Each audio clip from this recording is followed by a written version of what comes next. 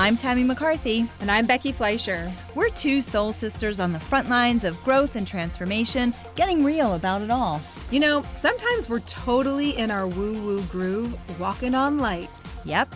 And other times, we lose our footing and end up tripping over those very same rays of sunshine. That's woo-woo in the real world. On this show, we're giving you an inside look at all the healing practices and mindfulness that we use and how we integrate them into our lives. Yep, we're talking to interesting people who can help us along the way as we look at some of the woo and wild things that make us go, We hope that you'll join us, living woo-woo in the real world.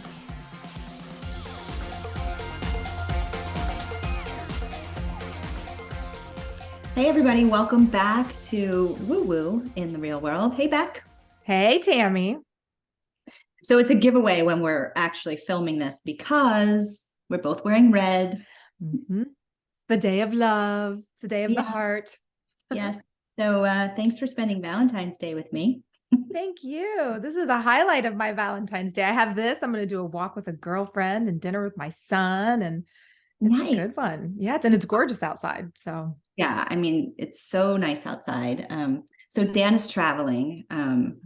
So I have hopefully dinner with my son later too. The one that I don't normally get to spend so much time with, which will be nice. That is very nice. Yeah. Fantastic. So speaking of love, I've been thinking about the idea of loving yourself and how even as moms, we put it all out there for everybody. We're constantly in, caretaking mode and the to-do list of making sure that everybody's favorite stuff is either in the fridge or in the snack cupboard, right? But, it's an interesting choice and you have to choose it. You have to choose taking time for yourself, treating yourself with your own compassion and care the way you do for other people. And that's not always easy, right? No, it's not, especially when you have really little kids, it's an even harder choice to take that time and to really choose that route, because little kids are so demanding of time and attention and care, and there's not a lot of breathing space there. So it's difficult at different phases of your life for different reasons, but it's always tricky. Yeah. And speaking of that, so we both went to Menla Resort. Yes, we did. In the Catskills this past weekend. And thanks to you for surfacing that opportunity to attend the Deep Space Sound and Yoga Retreat. And just to build on what you were just saying, there were so many interesting people in our group, which I thought was awesome because good. You never know who will be at these and who you'll be spending the weekend with. But these were really awesome humans. And what we were just talking about in terms of moms and kids and time and, spending time on ourselves that we spend on everybody else, which can often be hard for us to do as women. I was so inspired by the two moms that drove down from Rochester. Yeah. So one of the women has 5 kids under the age of 3. And I thought, if this woman can take time out, right? I mean, her husband gifted it to her, which was also incredibly sweet. Good job. Love men that do that. So yes, that's amazing. But that was an example right there of someone who I'm sure she had many misgivings as she was packing up and saying goodbye to everybody, but she took the time, right? And we got to witness that. And then one of the practitioners, her dad had just passed away, and she was still holding space and taking the time. The mother came to the retreat, right? That was really special and really incredible that I think it says a lot to how grounding those experiences can be and how important they are especially when you hit these moments of acceleration through growth. I think that losing someone like a parent or a spouse, I mean, I lost my dad, so I'm speaking from personal experience here. When that happens to you, you can either really contract or it can crack you wide open. And either way, it's highly disruptive, and it's really one of the most, for me, it was one of the most spiritually incredible times of my life. And so for them to choose to come to this retreat and to choose it as a celebration of his life, which was beautiful, and a real grounding of their own energy, which really, after you lose someone, your energy, it's kind of like going everywhere, which is why you don't have a lot of clarity. You can't, your mental faculties aren't really in place, because your energy is really, it just explodes.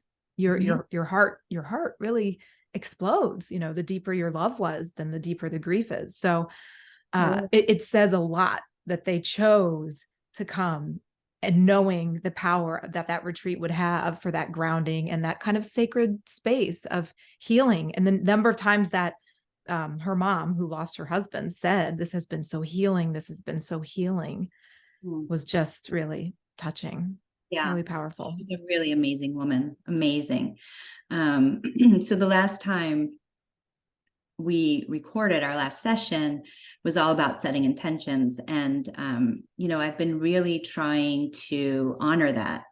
And so on Friday, as I was driving up that 2-hour drive to the Catskills, I was having a dialogue with myself about it, what do I really want to get out of this weekend, but also allowing myself the space to say, you know what, whatever comes up, comes up.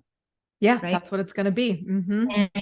And that's part of this journey, right? This journey that what we've been talking about and what we affectionately call woo-woo in the real world, right? And it's a topic that you yourself explored in your prior podcast, Unleashing Your Soul Song. It's this, in my language, it's more, for me, how I like to frame it is authentically becoming yourself, right? Yes, indeed. And it's this idea of, and it's not just an idea, it's actually a choice. It's a choice to choose consciousness. It's a choice to be an active participant in your own healing. It's a choice to say, why am I doing the things that I'm doing? Yeah. Where did these what's the origin of this thought? Is it actually true? Or where did I pick this up? Right? Where did I pick up this behavior? Where did I pick up this habit? And when you start to really, once you say, and however that happens, right? For some people, it could be the loss of a parent. For another person, it could be a loss of a job. It could be, the pandemic, and just being confronted with having to live your life in a way that maybe you weren't used to, but also maybe you didn't want to confront. Yeah. Right. And then all of a sudden, we're kind of all in this place of confronting so much. Right. And we can choose to welcome that change, and whatever it is, that whether we are forced into the change or the experience. And that's the journey. Right. And I think, some of the conversations, there was a conversation around the dinner table, and I think you were there over the weekend as well. So one of the practitioners, he was John, who was part of the husband and wife team. And that was his father-in-law that died. And so they were doing this as a family, right? But we were talking about how workshops and events in this space, so whether it's yoga, whether it's meditation, whether it's breath work, whether it's sound, whatever the modality is, or what people are out there exploring and doing, right, in that woo-woo spectrum, Yeah. right?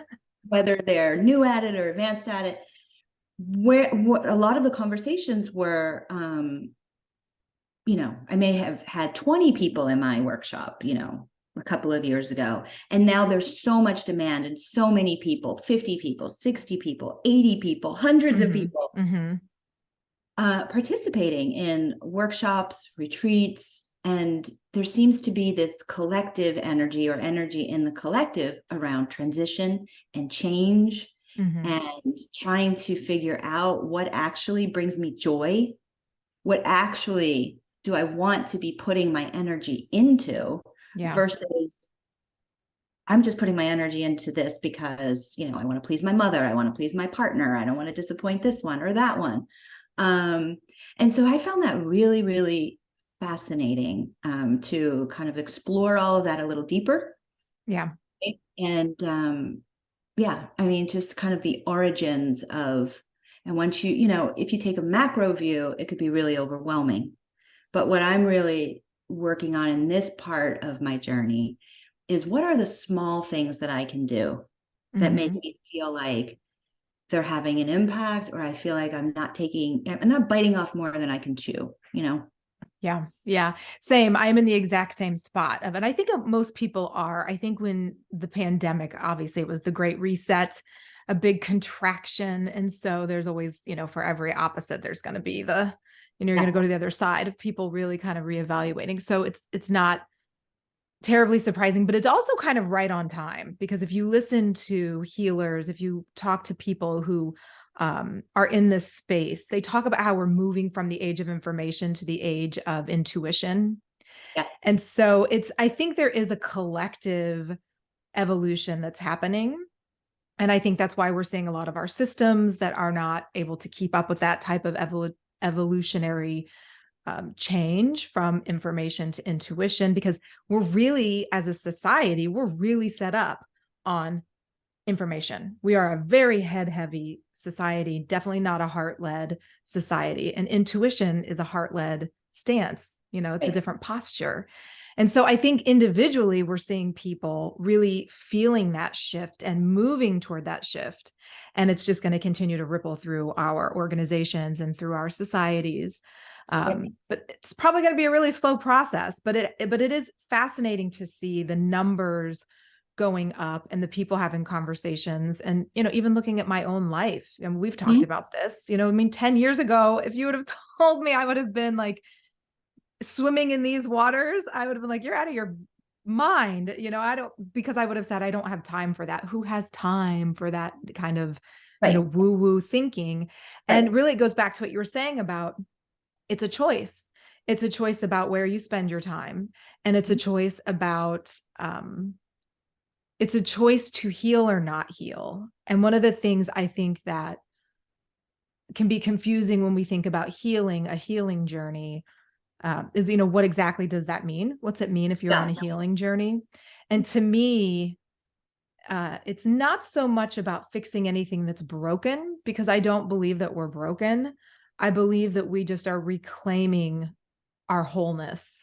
And part of that reclamation for me has really been reclaiming all the different parts of me, you know, the parts that you know, the shadow parts, the false self parts, the deeper self parts, all the parts, and going back. And it's kind of what you were saying about, like, why do I make the choices that I make? Why do I keep doing the same thing? When you start to unpack it and unbundle it, you can usually put your finger on it and say, oh, that's my wounded 26-year-old, you know, trying to like stand up and justify her decisions, you know, and that's where that's coming from, or just different parts of who I am. And knowing that the heart part, or the spiritual part, the more conscious part, the part that can go more macro and see the bigger picture, really needs to be the one that's in control, but needs to be the one that is also welcoming all those parts. Totally. Well, welcoming them to the table and saying, like, what is it that you're afraid of? What is it that you're bringing? What is it that you're not getting that you need? Because when we get stuck, when we feel like we're stuck, that is a red flag waving at us saying there is a need, there's a fundamental need that you have that is not being met. Totally. Right. So you're feeling in your body that there's something going on. And as you describe it right now, it's this need that isn't being met. Right. And so if we were to unpack that, right, which is a really important thing, right? Because And actually, there are two things that when you said that, I was like, that is so interesting, because one of the things that during the retreat, what was his name? Billy. Mm-hmm. Billy was the guy from California who did that amazing yoga session. And also part of the sound stuff, but he said a phrase that just really cut through for me, like nothing has ever cut through, right? And it goes back to what you just said, which is going for what Billy said was, I believe the phrase was, this is an opportunity to cut out the middleman. And Yeah. the middleman is your mind. It's your Yep. monkey mind. Your monkey mind is designed to just chatter, chatter, chatter, chatter. And it's taking in all this information, like you had said, right? And it's like, what are the sources of this information? First of all, Yeah. right? Like, stop the doom, scroom, scrolling, and all of that kind of stuff. But that phrase really stuck with me and then I want to read this quote to you, actually, because I saved it for this conversation because I didn't know if it was going to come up, and you so brilliantly brought us there, which is: the advocate and the critique will always be in the car with you. Your actions, thoughts, and deeds will dictate who's in the driver's seat. And that's basically what Billy is saying. And that's basically the situation that you so eloquently framed just now, which is, this need is coming up for me, right? There's something going on, and there is a need here that's not being met. Yeah. And so when you think about your own, and this is, for me and for everybody in the world, when you think about your own moments where you bounced into this world, you took your first breaths, and your experience as a child, right? Did you feel safe? Were you nurtured? Were you loved? What were the adults doing in the room around you? What was your reality like? And if anybody thinks that that's not impacting them now in their adult world, and that's the work. That is the inner work. So when that need comes up, is anybody out there going to be the person that says, I'm in the driver's seat, and whatever I need right now to meet this, am I going to stick with the programming and the conditioning that I've had my whole life, where I'm like, okay, my needs don't matter, whatever that is. Or are you going to take a stand for yourself? And are you going to say, this is what I need, right? Yeah. And then, the idea that whatever is happening on the other side of that, are you being heard? Are you being seen? Do you feel safe to express that? That is the journey. Right. But we are in the driver's seat, and we don't realize it, Yeah. And I think that that's part of what's scary about, especially when you are on a healing journey, because only you can heal yourself. Every healer will say that. When we had Leslie on, she said the same thing. She was like, I'm not healing people. I'm holding the space. I'm being a conduit of information that can help them in their own healing journey. And I think even our facilitators this weekend said that at some point about, the healing is it's all inside of you. It's kind of how you can pull that up and just unleash it and feel it. Yeah. And really kind of go there for yourself. This whole thought about like consciously choosing consciousness, like choosing that over and over and over again. It's exhausting. I mean, it really is so exhausting. And I'm in a good example of this, from this past weekend. We had such a lovely weekend. I went in, like you were saying, setting the intention. I did the same thing on Friday morning when I wrote my morning pages. I took some time to really say, what are my intentions for this weekend? And we booked this so many months ago. So, whatever drew me to it then, I have since, exactly moved on from whatever pulled us, to say yes in the first place. So I was like, okay, so where am I now? What am I looking for this weekend? And I really didn't have anything. What I landed on was, I just really want to be present. I just want to be present, and I want it to be what it's going to be. And one of the things that I kind of came to was, I don't need it to be more enlightening Right. than it is, right? And I think that's something that, at least for me, I try to be aware of and conscious of, because when you do start to move down what I call like the path of becoming, when you start to embrace the edge of becoming, Mm-hmm. and you're going on this further journey down the road of enlightenment, or, you know, consciousness, or whatever you want to call it, things do start happening that are mind blowing, that you're just like, how did that just happen? How did that really just come to be? Like, this stuff is Mm-hmm. real, alignment is real. And these mystical experiences happen that are really like, psh. Um, but there comes a point where, at least for me, where I'm kind of settling into a grounded, um, kind of reality that exists everywhere. And it doesn't always have to be, you know, I don't always need some major flashy, like, you know, like revelatory Yeah. moment for an experience to be healing. So that was for me kind of what I came away from the weekend with is, um, I had a lot of subtle, like you had said, like subtle, I had a lot of subtle things happen over the weekend. There wasn't like one standout major moment that happened. I had some cool things that I felt and Mm-hmm. experiences that I had during our sound baths.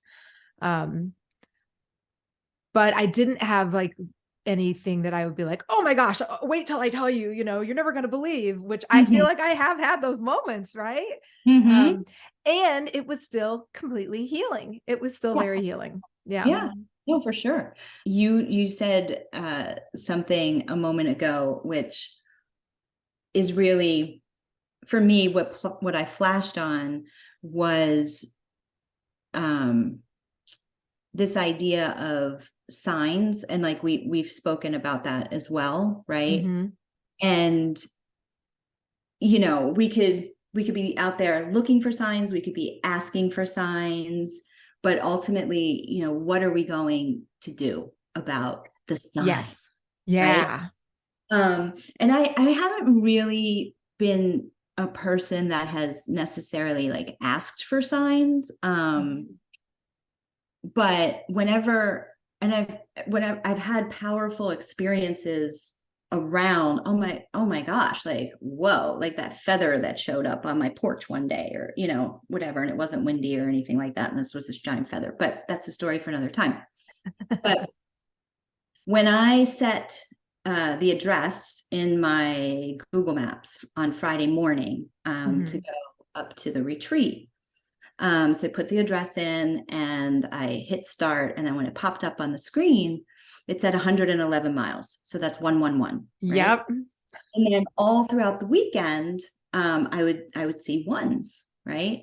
And then I came home and I was still seeing ones. So it was really interesting that what, in terms of what you were saying, is, you know, there weren't these big aha moments. Mm-hmm. But sometimes we get these nudges when we're doing something that says, you know what, this is the right thing for you to be doing. Follow that, or keep doing more of that. Or, Yes. right? Like, you know, it's not going to be some package that says, Becki, you have arrived at your healing destination, right? You are healed. Carry Uh-huh. on. It doesn't work that way. Sadly, no. But, you know, I'm happy to have those signs when they come up, you know, and I think in terms of the sound that we were experiencing, which was quite a range of things, we'll have to have Yeah. those on, and specifically talk about vibration and frequency, and really dedicate a show to that, because Yeah. it is a fascinating topic. And we could spend a lot of time talking about that, and our experience of experiencing it, right? So I definitely want to have those guys back on, for Oh sure. yeah. That would be great to have them on. We will have to introduce everyone to them. And I'm so glad you brought up the thing about the signs, because it's very funny. If anyone who's listened to my You get past, major ones all the time. I do. I really do get a lot of signs. And it's weird because it's not that I ask for them. I did ask for them one day. That was my Mhm. Woodstock day. I was telling you Mhm. about my Woodstock day. Right. which is in a previous episode. So if people have listened to my old podcast, that was in the episode about grief as a tool for transformation. And I did have like one of those mind blowing kind of Mhm. days. Right. Mhm. But when I was leaving on Friday I was walking out my front door to go get in the car, and there was a redbird, no joke, sitting right in the bush right in front of me, which to me, my redbird signals to me are a sign that I'm, like you said, I'm on the right path. Like, Mhm. yes, this is right where you're supposed to be. Yes, that's exactly what you should be doing. So I felt like leaving, like, ooh, no matter what happens this weekend, this is where I'm supposed to go. Yeah. And then on the way home, no joke, on the way home, I have had this thing with hawks for the Yeah. last, now I'm going on 2 years. It started last year.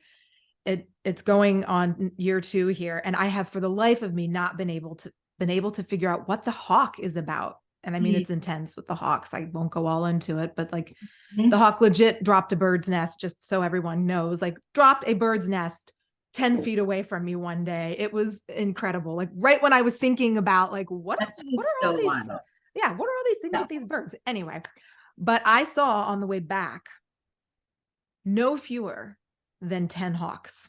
I Wow. stopped counting. I stopped counting. I felt like Harry Potter when the owls, like when he kept seeing Yes. owls and he was like, what's up with all these owls, before he knew he was a wizard. Um, I saw all these hawks. And again, I was driving and I just thought, this is just so wild. I cannot figure out what the hawks are about. But I will say this, there is something about that sound and the vibrations and the subtle movement of what happens with them, because I got home on Sunday. I was, had the thought on the way back, like, what's up with all these? I mean, I'm stopping to count. Now I've hit 10. I'm not counting anymore. How many Right. That's hawks? a lot of hawks. That's Yeah. a lot of hawks, That's a right? lot of hawks. Yeah. I mean, Yeah. one there, one there. Okay. But Yeah. I 10, mean, yeah. 10. I They're, stopped counting at 10. they're trying to get your attention. Someone or something is trying to Yes. get your attention. Correct. And Yeah. so I get home on Sunday, like smack into the real world. I am exhausted. I don't Mhm. even realize I felt so energized there. And so Right. coming back, I And was like, I processing, am, right? yeah, flat out exhausted. Go to bed. I wake up the next morning before 4:30 and I am like ping, wide awake. And I'm feeling like full of energy, and all these creative thoughts and all these like insights and intuitions were like swirling. So of course I had to get up and like go straight to my morning pages. And I think I wrote for an hour, just an Mhm. hour solid. And Mhm. in that writing, it came about what the hawks are about, what the hawks are about, what the hawks are about. And it's not like it's a specific, like, do this, right? Yeah. But what the Mhm. hawks are about for me, like hawks are about flying.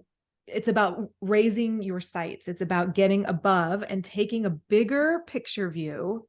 Mhm. And so it's like, I feel like I've been so very focused for several years, like very focused on my Mhm. music and like kind of one direction and one thing. And I think these hawks have been telling me like, let's pull it up, let's pull it up, let's pull it up. And let's expand out and let's Mhm. look and expand out a little bit, spread your wings, girl, and see what else there is to see in the universe of what you're trying to do here. And it was so interesting because a lot of stuff came through in those morning pages, just a lot. And I had one of the most creative days yesterday that I've So, had in a really long yeah. time. So no, you didn't have any ahas, Becki. No, no, you had no ahas.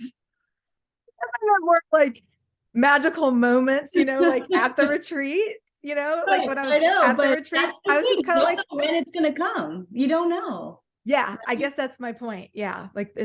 it's, And it mm-hmm, made space. It made space in your monkey mind. mm-hmm. How you've been working your mind. It made space for that to come through. Yeah. And that's exactly what this is about. Yeah. In that session where we were laying there, and it was the breath work day, Oh, so breath work and with the sound. mm-hmm.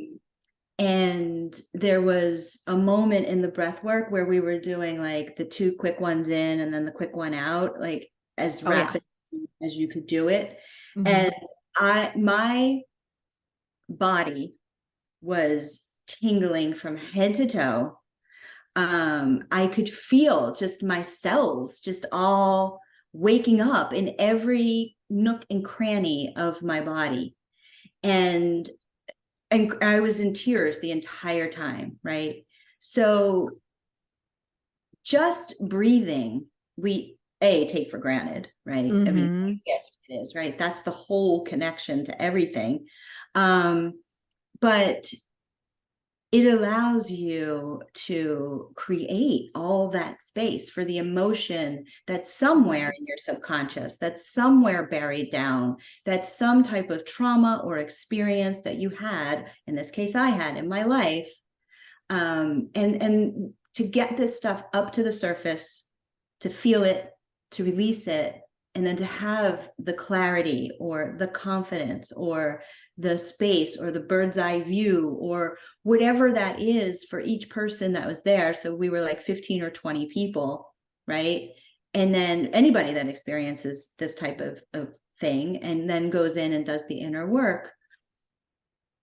I mean, it's priceless if you can give yourself that gift and that experience, because think about what's going to happen now when you go out into the world. Yeah. Yeah. And you bring authentic Becki to the world, and I bring authentic Tami to the world, and the young moms that were in the room bring their authentic selves to the world, and Kim, who had just lost her husband, and she then can go on and bring, I mean, she had said it, which was such a powerful story. She Oh. came to America from Korea, and she immediately met her American husband Mm-hmm. 44 years ago. So her experience of coming to America, getting married, that's all part of her journey. And she Yep. just said bye to this man, the love of her life, Mm-hmm. like a week before this retreat. And she has a toolkit now that she can use as she processes her grief, Yep. right? She will.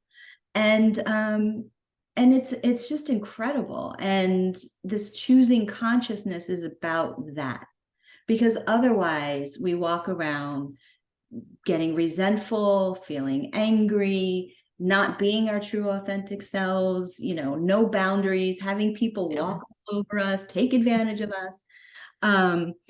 And so I love the hawks for you. Yeah.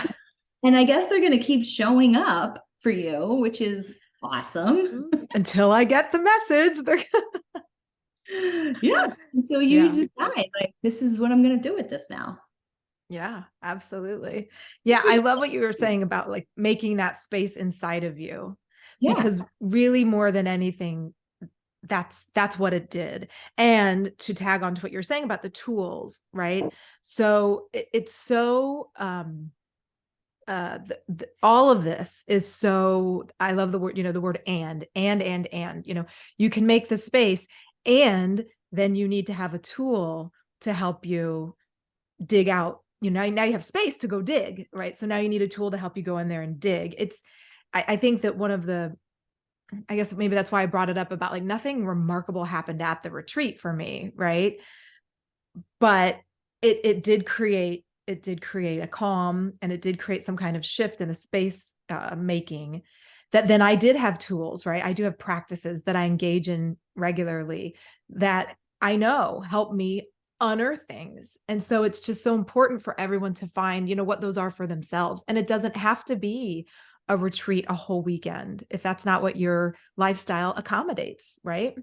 Yeah. I mean, that fire breathing that we did, I have done that as a Kundalini yoga. There's a Kundalini yoga Yes. person. Exactly. That's actually how I found this retreat, was through this guy online who Yep. does these free Kundalini full moon, he does full moon and new moon and different activation things. And I was like, oh, that sounds cool. So I did a couple, and he was doing one from Menla where we were. And, but the point is, like, that was on a Wednesday night, and he records them. So like you can go back and do that anytime. But that was that fire breathing. It was that same fire breathing. And Mm-hmm. so you can access these things. And Billy said that so many times while we were there, I just want to give you some tools, some things to take back. Yes. And they're so So simple. And I yeah. loved the simplicity of it. Yes. Yeah. Right. And so that's what we want to do for you, listener out there in the real world somewhere, hearing this podcast. And if you stumbled upon our podcast, it's probably because you need to hear this. Yeah. It's fine. Yeah, these two chicks sitting here out in the real world just trying to do our woo and Yeah. So last night, since I've been back, I had signed up for this workshop. I wanted to support somebody that is starting their own flower business, somebody that I know. oh, I saw And he that. I was, saw you. yeah. So he was doing a floral workshop at a local restaurant that we go to here called Bedford 234. And again, signed up a while ago, then it's on my, calendar the day after we get back. And it's interesting because, I just signed up by myself but I ended up knowing some people there. But when you slip into these conversations, right, of people that see you out and about and know you, right? And so they know that I own a business and they know that it's potentially in transition and, I'm going to be giving up my brick and mortar space. Where am I going to be going? And it was like, I was immediately confronted with that conversation after coming back from this, like major deep dive into all things outside of that conversation, Yeah. And so that's what the universe does. It just, it's going to keep bringing these things up for you. And, I may have the older version of me, or maybe the one that was not so old right before this retreat might have had an automatic answer about it. And I decided I wasn't going to give any automatic answers about anything. Good for you. But like that's what woo-woo in the real world is, it's you do what's right for you, and as these things come up and you're confronted with reality, Yeah. I want to be thinking about those things or talking about those things. I wanted to be making my flower arrangement. Yeah. Right. Yeah. And um, then how do you react differently and how do you respond right, differently? because you also, people have good intentions, though. They want to feel like they're trying to help me solve my quote unquote problem, right? They have all these solutions, or they have all these ideas, or, have you thought about, or have you seen?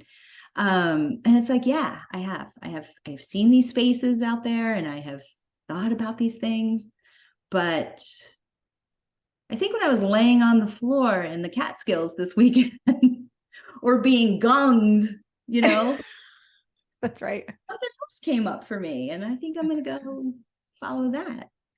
That's exciting. And to your point, because as you were talking about people, that is our natural human tendency is to like, I have an idea or I have a solution because your mind is like, oh, there's potential for choices and there's potential also for stillness and no activity. And then so your mind doesn't like that because then it goes out of business. So it's like I think people gravitate toward the busy work, like the busyness, like that's an easier, almost like low-hanging fruit of stuff to grab.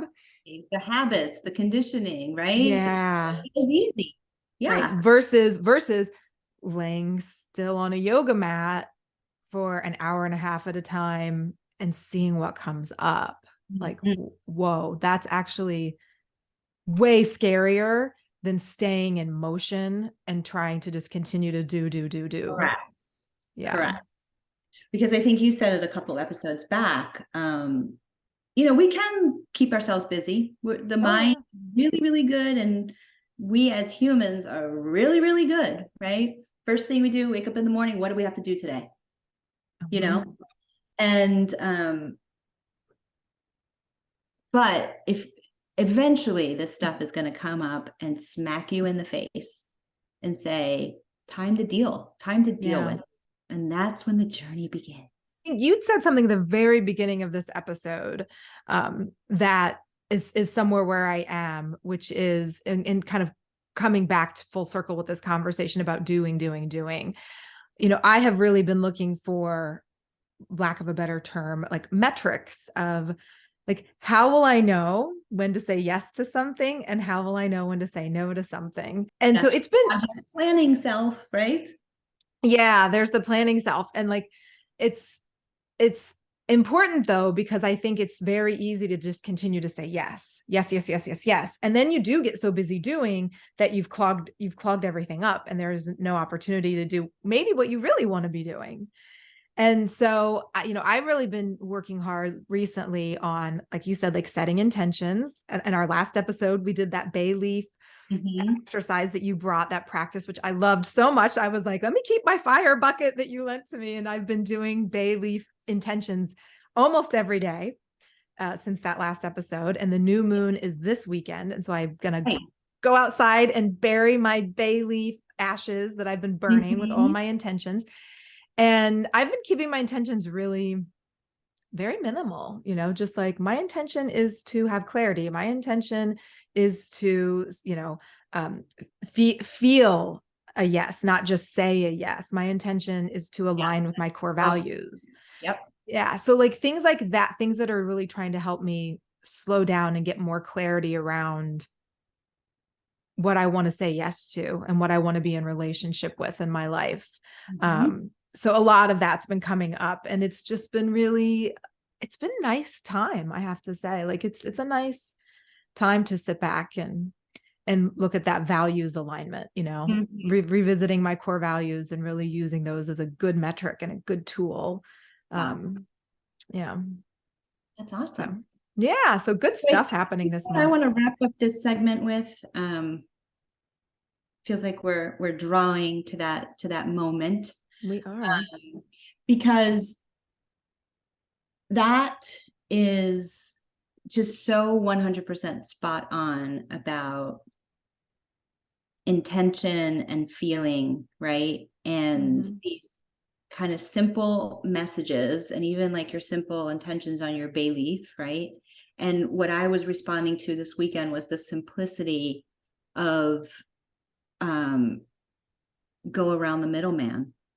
Yeah. And the quote was, that I shared was, you're the one that's in the driver's seat, right? And sometimes that's the intention. Like today, I'm going to remind myself that I am in the driver's seat, you Yeah. know, because we are bombarded with, and not just the people in our lives, but social media and the information tech highway. And there's just so much that we have access to, um, that we can be so easily distracted and thrown off our purpose and our power. And that is a big lesson that I have most recently learned. And uh, this concept of being in the driver's seat and working around the middleman has something, it's, in terms of your mind, has been really powerful for me in taking my own power back, right? And there's this other little quote that I saved that I wanted to share, and or somebody just shared it, and I thought, yes, like I'm gonna print this out actually, and like I have it right here, um, put it on my little bulletin board over here. But the universe is a boomerang. Release the energy you want to receive, because we talk so much about letting go of what doesn't serve you, release, release, release. But at the same time, we can put energy out there that we want to receive. And so sometimes just reframing things, in a way that we really start to listen differently has a really big impact. And so that's something that I came away with this weekend by being literally forced to just Yeah. lie there and listen Mm, and just mm, go into mm-hmm. these deep spaces of wherever and like Yeah. whatever is coming up, right? And Yeah. so, you know, that's something I think I want to take with me into this new moon energy is, yeah, I want to release stuff, but I also want to release energy that I want to receive. I love that. That's new. That's different. I really, really love that. I think that there's a lot to be said for that boomerang idea, because I think I hate the phrase let it go. I hate that phrase. You don't ever actually let go of Mm-hmm. emotions because Maybe you like they're, Paul McCartney's version of "Let It Be" instead. but yeah, really I do, because Yeah. honestly, like, but that boomerang quote actually just put into my mind even more so of why I hate the phrase let it go. Like just let it go, because energy our emotions are just energy in motion. So they don't go away. Motion or energy doesn't go away. Once it's created, it's always created. The only thing you can do with energy is transform it. So if you don't transform a negative emotion or a negative feeling that you're having inside, and someone says, just let it go, just your image of like the boomerang, that's what they're doing. They're letting it go. Like you're just letting it go and you're like tossing it out into the world. So guess what you're getting back, right? That negative energy. Yes. So transform it. Like to my point of like, it's not about letting go. It's about taking it in and composting it into something more nourishing and something that can actually be good for you. And then I love your boomerang idea, because then if you let it go, that's great stuff going out and coming back. So I love that quote. I think that is, I dig it. Thank you for that. Yeah. Thank you for that. Thank you. Awesome. All right. Well, everybody have a great new moon on Sunday if you're listening to this in real time with us. And remember, like, this journey it's a slow one. So it is. Go slow, be gentle on yourself. Yeah. I'm here to inspire you. So if you want to reach out, you have questions, feel free to DM us on our socials. And we'd be happy to share insights or hear any feedback along the way and how your journey is going. Maybe you can inspire us too. I hope they can. I need a lot of inspiration. All right. Well, peace out, people. Bye. We'll see you next time.